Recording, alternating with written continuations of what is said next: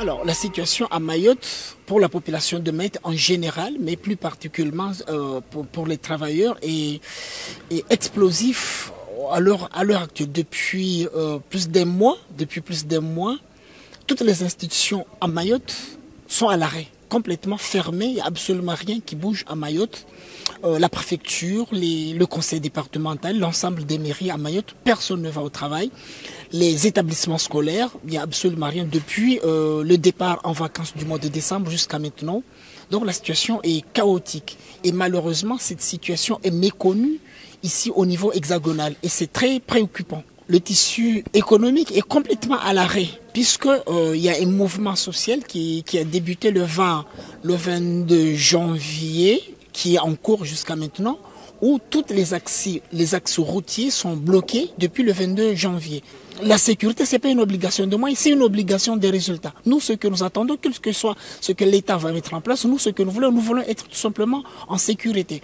Le matin, quand vous vous réveillez le matin pour aller au travail, vous êtes obligé de consulter ce que nous appelons la météo de la délinquance, ou bien, la météo de la délinquance sur un site maori qui s'appelle Inforoute. C'est-à-dire, vous vous réveillez le matin sur ce site-là, vous essayez de voir quelle est la route où les gens ne sont pas agressés. En fait, tous les jours à Mayotte, à partir de 18 h, les rues sont absolument vides. Tout le monde se barricade au jour d'aujourd'hui.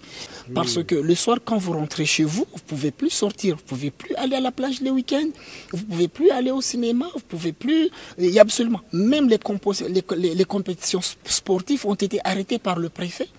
Vu par la violence, il n'y a absolument rien qui bouge. Et quand on voit ici en France hexagonale que voilà, toutes les publicités, JO 2024, tout le monde est content. Mais là-bas, le seul stade, je dis bien, il y a un seul stade qui est à peu près au nord, à Mayotte. Et ce stade-là est occupé par un camp de migrants. Donc il n'y a absolument rien à Mayotte. C'est un territoire qui est à l'agonie. La population de Mayotte dit stop à l'apartheid législatif et administratif. C'est que nous vivons ça comme si on nous écarte de la République. Quand il s'agit de lois répressives, par exemple, qui répriment ou bien qui spolient les Maoris, alors là, c'est appliqué tout de suite. Mais quand il s'agit de lois qui permettent à la société mahoraise d'avancer, notamment tout ce qui est prestations à Mayotte, les Maoris perçoivent automatiquement la moitié de ce qu'on perçoit. Voilà, ici en France hexagonale. Aujourd'hui, à Mayotte, disons que 50% de la population à Mayotte est en situation irrégulière. 50%. Oui.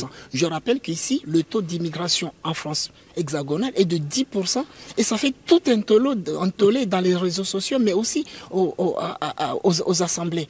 Tout ça parce qu'on nous a mis ce que l'on appelle un titre de séjour qui est territorial, c'est-à-dire qu'un immigrant qui arrive à Mayotte, on lui donne un titre de séjour, mais qui n'est valable qu'à Mayotte. Il ne peut pas se déplacer dans l'ensemble de la nation, voilà, du territoire français. Alors que ces migrants, quand ils arrivent à La Réunion, en Guadeloupe, dans les autres territoires, non, ils ont un titre de séjour normal.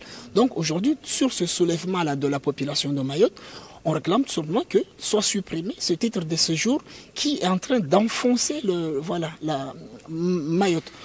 On ne peut pas transformer tout Mayotte en camp d'immigration. Je dis que l'immigration aujourd'hui que connaît Lampedusa est en train de changer.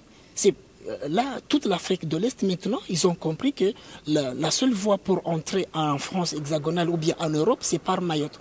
Donc là, par jour, matin, midi et soir, il y a des débarquements matin, midi et soir.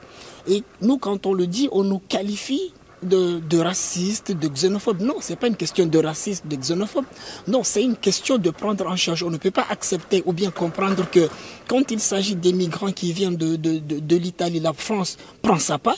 Mais quand il s'agit des migrants qui arrivent sur le territoire français, la France refuse de prendre sa part. Et ça, ce n'est pas normal.